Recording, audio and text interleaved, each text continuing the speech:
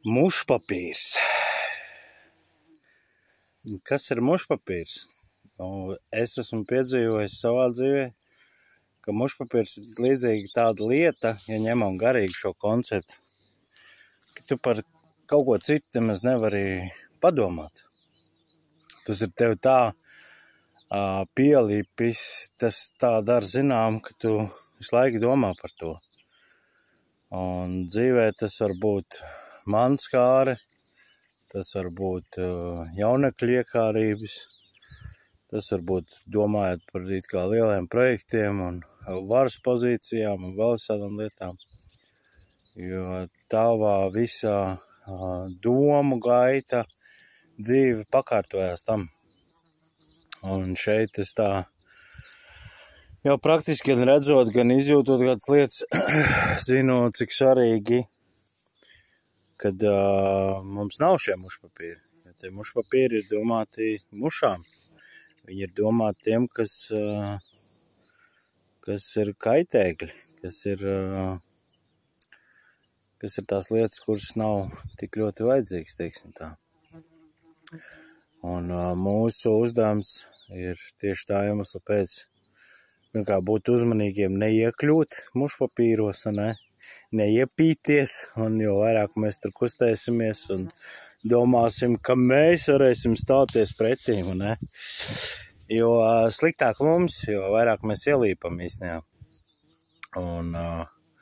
Un šeit es redzu svarīgi to principu, tuvojieties Dievam, tad viņš tuvosies jums, padodieties Dievam, un tad stājieties pretīm vēlnam. Kad ir svarīgi šī secība, jo tas ir līdzīgi kā tev ir aiz muguras pielips mušpapīrs, tu nemaz klāt viņam netiec, un tajā brīdī, kad tu padodies Dievam, kad tu ievēro tās mehānikas, tos principus, ko Dieva vārds aicina, ka tev ir mentors, ka tev ir vecēji, ka tev ir kādi, kas uztur skatu pār tevīm, vai viss ir ok ar tevīm. Un vienalga, vai tu esi vadītājs, mācītājs, līderis, vai boss, vai vienalga, kas te nebūtu.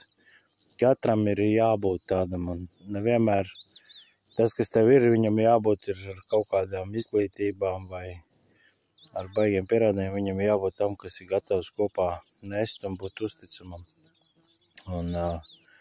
Un tad var tikt no tiem mušpapīriem tikai vaļā.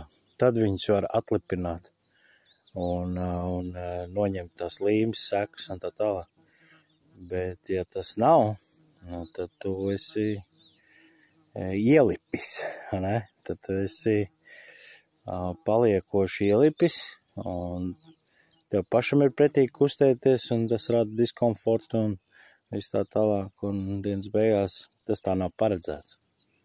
Un cik daudziem tas tā ir, cik daudziem tas, es domāju, katrs mēs varam kādu vai pašu savās dzīvēs to spilgti izjust un redzēt, vai kādu citu dzīvēs mēs redzam no malas, kāds realizējās, bet būsim uzmanīgi, sekosim līdzi un ievērosim to, ka mums ir tie vecēji, ka mums ir tie mentori, kas var pačikot, kas var uzdot neērts jautājumus, kas var palīdzēt tev tikt ar tām lietām galā, un ka mēs to ļaujamies, ka mēs ļaujamies tās kājas mazgāt, ka mēs ļaujamies augstākām autoritātēm kalpot mums, un ka mēs viņus akceptējam un skaidri ar komunicējam, nevis vienkārši tikai viņam viņš sapratīs. Aizēj skaidri un pasaka, vai tu vari būt mans mentors un palīdzēt man iet šo ticības cīņu, vai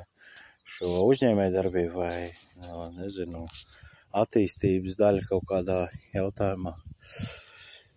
Tā kā es iedrošināts un nekautrējos uzrunā, un ja nevar, tad tas konkrētais, meklē citu. Tā kā tev nav jāprobežēs ar vienu. To arī ceļš, kas ir Kristū, jebkuram, es domāju, jāpajautā. Nepajautājot, vienmēr atbildi būs nē, tā kā jautāsim un neiepīsimies. Pirmkārt jau izvairīsimies. Beigsim no tiem mušpapīriem, beigsim no tām situācijām un tām lietām. Tā kā es svētītu šalam.